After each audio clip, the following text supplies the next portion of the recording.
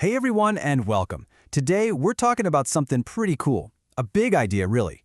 What if our cities could actually work like living, breathing organisms? That's what we're diving into, the blueprint for sustainable cities.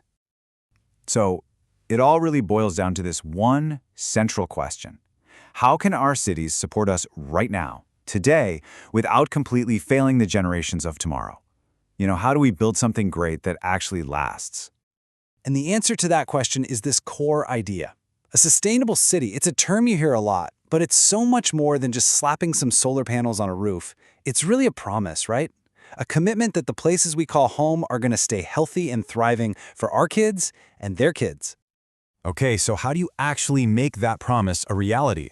Well, it breaks down into these three main pillars. I love this analogy. Think of it like a three-legged stool. You've got environmental health, social well-being, and economic viability. If you kick out any one of those legs, the whole thing just topples over. It's got to have all three.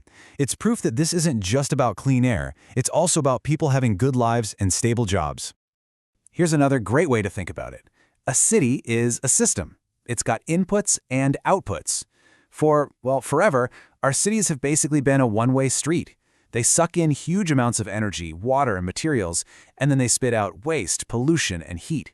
The whole goal of a sustainable city is to bend that straight line into a circle.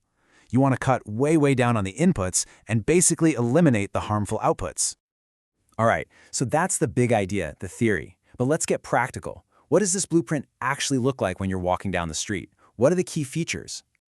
Well, first up, you've got the buildings and the energy they use. We're talking about buildings that are super well insulated, so they're not leaking heat or AC. They're powered by renewables like solar and wind, and they're built with materials that have low embodied carbon, which is just a fancy way of saying not a ton of CO2 was spewed out just to make the stuff. And then you have smart grids acting like the city's nervous system, managing all that energy super efficiently. Next is how we all get around. A truly sustainable city is designed for people, not just for cars. That means you see things like protected bike lanes, public transit that actually shows up on time, and neighborhoods where you can walk to the store or a cafe. The whole point is to make getting from A to B shorter, healthier, and frankly, just a lot more pleasant. And finally, there's how we manage our resources. This is the really clever stuff. We're talking about smart water systems that catch rainwater or even reuse gray water from showers and sinks. It's about designing things so that one person's waste becomes another's resource. That's the circular economy. And all those green roofs, parks, and urban forests, they aren't just pretty. They are the city's lungs. They're working hard, cooling things down, soaking up stormwater, and giving nature a foothold. Okay, so we've got this awesome blueprint. But a blueprint is just paper, right? How does it actually get built? Now let's shift gears and look at this from the perspective of the people on the ground, the planners, the surveyors, the builders, who are making this stuff a reality. And for them, it requires a massive shift in thinking. Just look at this comparison. The old way was all about the upfront cost. How cheap can we build this today? That was the only question. The new, sustainable approach is all about life cycle performance. The question becomes, how is this building going to perform over the next 50 years? How much energy and money will it save? It's a total switch from seeing a building as a standalone thing to seeing it as part of a much bigger system. And that change in mindset affects everything they do.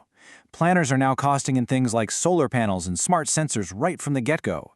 Surveyors are using incredible geospatial data, these super detailed digital maps, to figure out the best place for a park or how the sun will hit a building. And when it comes to materials, it's not just about the price tag anymore. It's about where did this come from? What's its carbon footprint? Even what to do with the waste from the construction site itself becomes a major part of the plan. Now, this all sounds pretty amazing, right? Almost utopian. But, building the future is never that simple. So let's take a moment for a quick reality check on the challenges. Yeah, which brings us to the big, obvious question.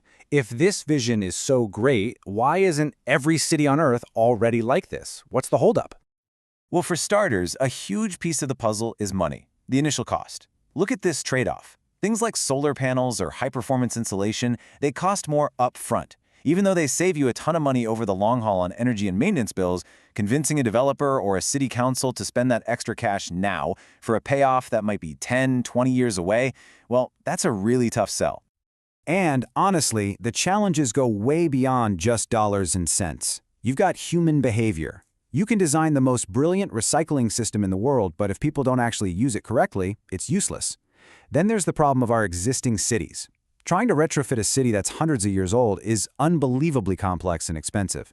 You can't just rip everything up. And maybe the most critical point of all, equity. We have to make sure that all these amazing benefits reach everybody, and that we're not just creating these little luxurious eco-districts for the rich. So yeah, the challenges are real. They're big. But, despite all that, the path forward is becoming clearer. The blueprint is there, and piece by piece, we really are learning how to build this shared future. So if there is one single thing to take away from all of this, let it be this quote. A sustainable city is a system. It's not just a random collection of green buildings. It works because everything is connected. The buildings talk to the energy grid, the transport network serves the people, and the whole city works with the natural world, not against it. It's the whole package. And with that, I want to leave you with a question to mull over. Just look around your own neighborhood, your own town. What's the one change, could be big, could be tiny, that you think would make your community just a little bit more sustainable? Because at the end of the day, that's where this blueprint stops being a drawing and starts becoming real. Thanks so much for tuning in.